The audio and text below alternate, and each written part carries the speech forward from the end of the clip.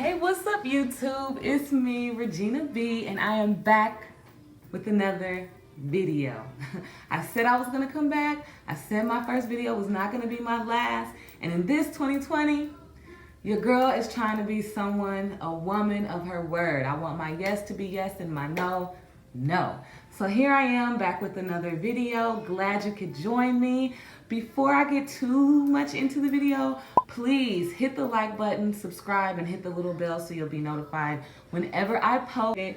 And let's get into the video. So today, what I would like to talk about are triggers. What are triggers? How they affect us, and what we can do when we know that we've been triggered to get out of that funk that trigger has caused. So I want to start by just giving the definition of triggers. Obviously, the noun, a small device that releases a spring or catch and sets off a mechanism, especially to fire a gun. It says a spring or catch and sets off a mechanism. Sets off a mechanism. That could be used metaphorically as well. The next one, which is the verb, is especially of something read, seen, or heard that distresses someone, typically of arousing feelings or memories associated with a particular traumatic event, a trigger. And for many years, I didn't know I had triggers.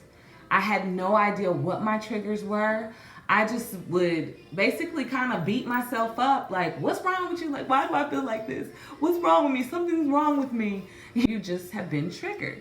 And as I started to grow in my faith and grow in my walk and grow in my confidence, another added benefit of that I've been blessed to receive is just self-awareness, becoming very self-aware.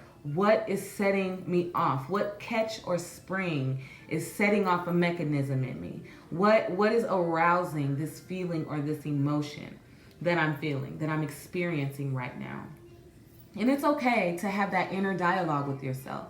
I mean, it's biblical. It's biblical. David, Google David and look up some of the things that David wrote and said. That's why he's a man after God's own heart. He was very transparent. And he would ask himself, why are you downcast, O my soul? Hope in God. So sometimes you have to stop and ask yourself, like, Gina, what's going on? Why are you so irritable? Why are you so snippy? You know, why are you so sensitive right now? Why do you feel like you want to cry? Why do you feel like you feel aggressive and you want to get aggressive? You know, that's becoming self-aware. I just got my braids redone, so I can't put them up because they're just not ready to be moved yet. Yeah, so we're gonna get into it. And for me, just some of my personal triggers that I've had to just step away from a lot of things to avoid. Hey, that's my honey, he home. So, number one, I'm very mindful about what I watch, because what you watch can trigger you. It can trigger you. I don't watch the news. I do not watch the news. There's a great book by a Christian neuroscientist named Dr. Carolyn Leaf, and her whole mission is marrying faith and understanding our brain. Hey, I'm recording a video. Quiet down in there. I'm just playing. What's up, babe? So yeah. And one of the things she pointed out was the news.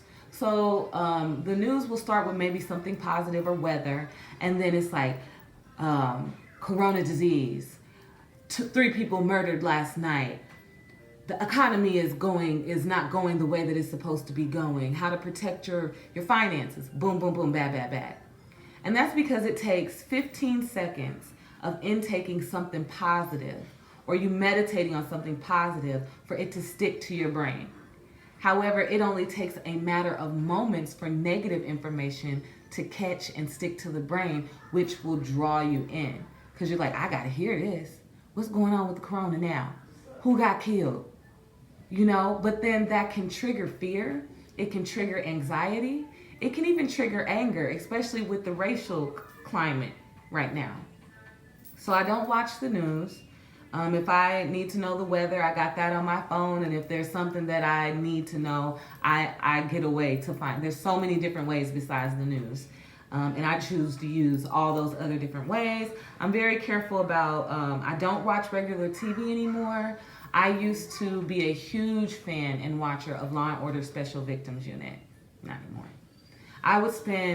They would have like Saturday binges where you could just sit and watch episode after episode. And I used to do that. And you know what? Looking back on it, I was so unproductive when I was doing that. I was just sitting around quiet, unproductive, feeling, even though maybe I had seen these episodes before, feeling nervous. And so I don't watch that anymore.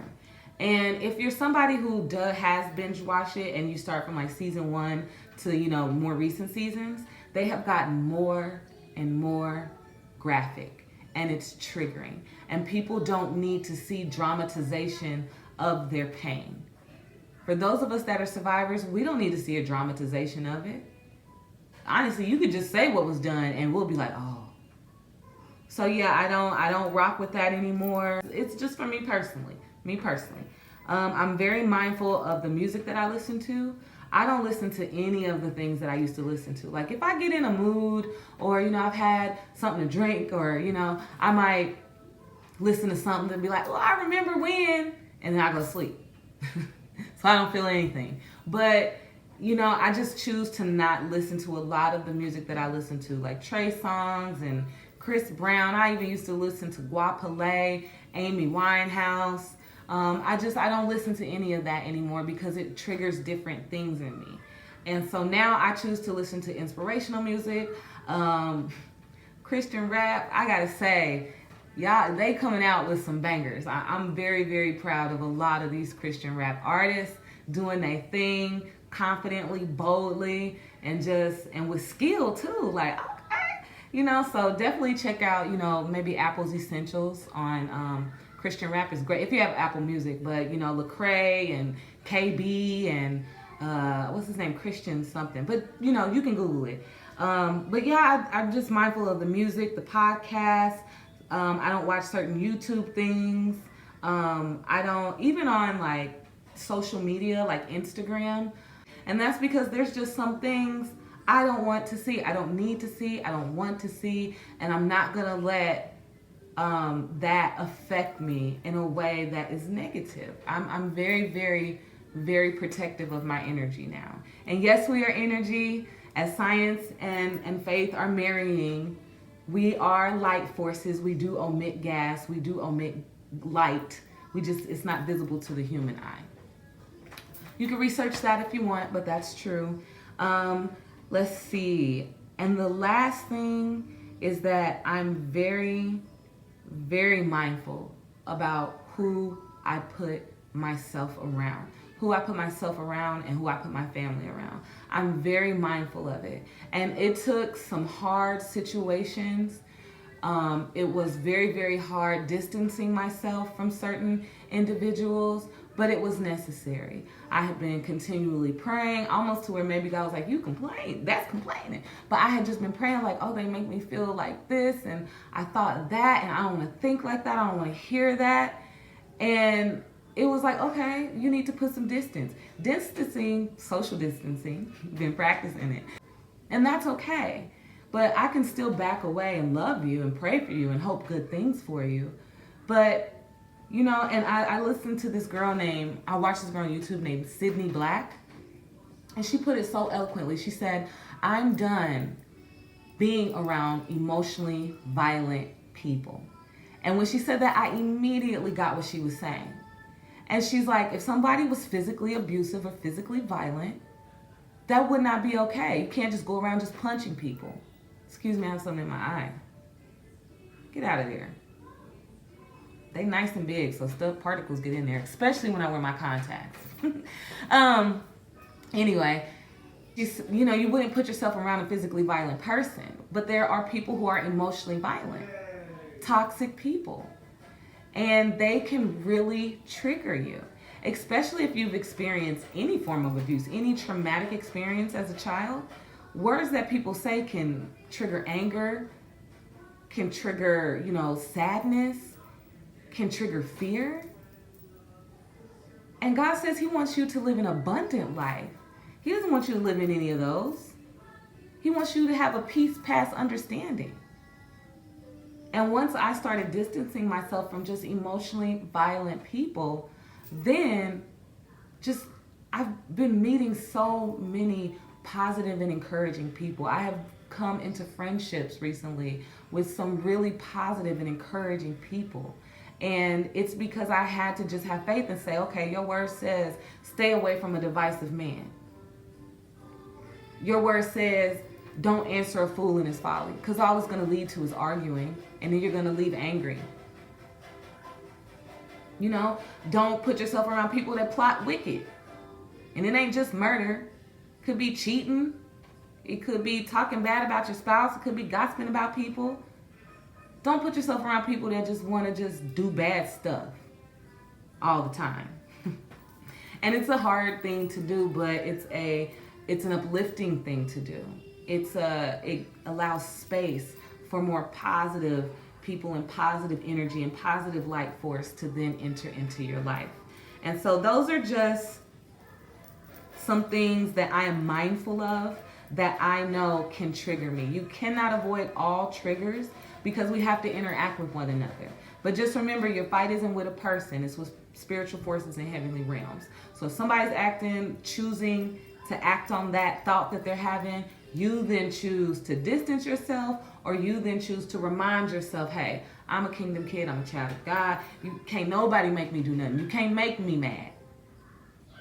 I used to say that all the time, that made me mad. No, I had to take my power back. You can't make me mad. No, I'm not giving you that power. And plus, I'm in a good mood. Now, you catch me on a bad day, because we all have them, and God only knows. God only knows. So those are just a few things that you need to be mindful of. Some ways that you know that you're triggered is you feel agitated. You start to feel sick. Judy Orloff has a great list. You feel fatigue. You feel like you're rushing. You feel overworked. You become easily irritated or agitated by your children. You know, I've been there for me, and let me stop saying you, because sometimes when I say you, I am literally talking to myself. So you know. But, you know, my kids be like, mommy, and they just need something. They may want to drink a water. And I'm like, ah. And it's like, whoa, why did I just do that? What's going on? What's going on with me? You start to feel that butterfly feeling, that fight or flight response, which is a beautiful gift to teach us. Like, do you need to fight or do you need to flight? And sometimes it doesn't even literally mean fight. It may mean fight a situation, fight a mindset, you know. So that can be triggered. You can start having a racing heartbeat. You can start to feel hot. And so you're just like, something's triggering me. What's triggering me? And there's a lot of things that could trigger you. Again, going back to this Judy Orloff.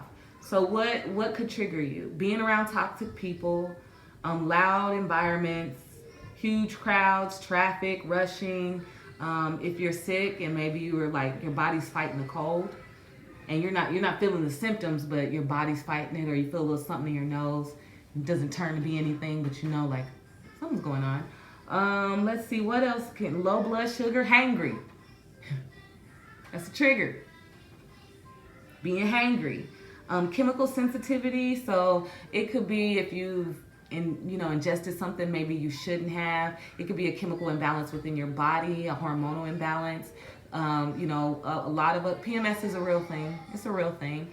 And we have every right to claim it as a real thing. You walk around for 3 to 7 days bleeding, you would have an attitude too. Feeling trapped, overstimulating. Again, she says, toxic people. And she just says, when you feel safe, the world will become your playground. And it don't matter what age you are. Looking at children can be your playground. Going outside and running, walking, jogging, biking, just being outside, or, just creating something, so those are very real things. And, you just have to, it's a lot of hard work. And you don't have to do any of these things. Colossians says, what does it say? Colossians says everything is beneficial. I mean, everything is permissible, but not everything is beneficial. So what that means is like you can do whatever you want. Christ died for all sins for all time. So if you call him your personal savior, you are forgiven. You're covered in grace, abounding grace, undeserved kindness, and tenderness and goodness. Look the word up. But not everything is beneficial. Not everything. And where is that? He says it in 2 chapters. Whenever you see something repeated in the Bible, it's really, really important. Just like when we tell our kids over and over again, remember, when I said you ride your bike, make sure you look both ways. Okay? You about to come up to a stop sign, make sure you stop and look both ways. Or we about to cross the street. You repeat things because it's important. And it's spoken of in 1 Corinthians chapter 6 and chapter 10. Go read it. Find it and read it. Find the verses and read it. But you can do whatever you want. He has given us a free will mind. We have free will. We can choose to do whatever we want. But not everything is beneficial. Not everything and not everybody. Not everything is good to watch. Not everything is good to listen to. You can do it. It's permissible. But it's not good for you. Some of it isn't. But it's permissible. But should you do it? Is it going to give you the result that is going to make you the best version of yourself? Is it going to build your confidence, or is it going to sink your confidence because now you feel bad? You was around that person, now you feel bad. You watched that, now you feel bad. So what can you do about it when you become triggered? Breathing. 3, I know, right? Read any books. Breathing. It takes 3 deep, long breaths to get your brain back into its executive state. That's juicy, ain't it? Look up brain states. I took a parenting class that's based on conscious disciplining. It's awesome. It's going to teach these young kids how to be emotionally responsible, and I love it. And it's taught me things. It's taught me a lot of stuff. Oh, God is so good. He's just moving in pieces. But yeah, I took it and look up brain states. Look up brain states. And to get you to your executive brain state, your best brain state, where you're going to make the best decisions, is to stop and take 3 deep breaths. Awesome, awesome stuff. Search conscious disciplining too. Google that. Great, great, great, great resource for parents. It's physical activity. Physical activity. We have the natural ability to produce endorphins. Natural ability. You just got to choose if you want to do it. Activity, running. You can turn on some music and dance. Sometimes, I turn on Kids Bop with my kids and I do the little dance moves. Dancing, walking, jogging, biking. Judith the Orloff, Orloff, the Audible book that I've been listening to by her, calls something, it's called grounding, which I'm going to try. But it's just taking off your shoes and your socks and standing in the grass and feeling the foundation of the earth. And feeling how, this earth it was called into existence and it's still existing. And you can exist too. And it'll bring you into your present reality. Let's say you started spinning because you had a thought, and then that thought had a thought, and then now you're spinning. And you start to feel like grounding. What is my present reality?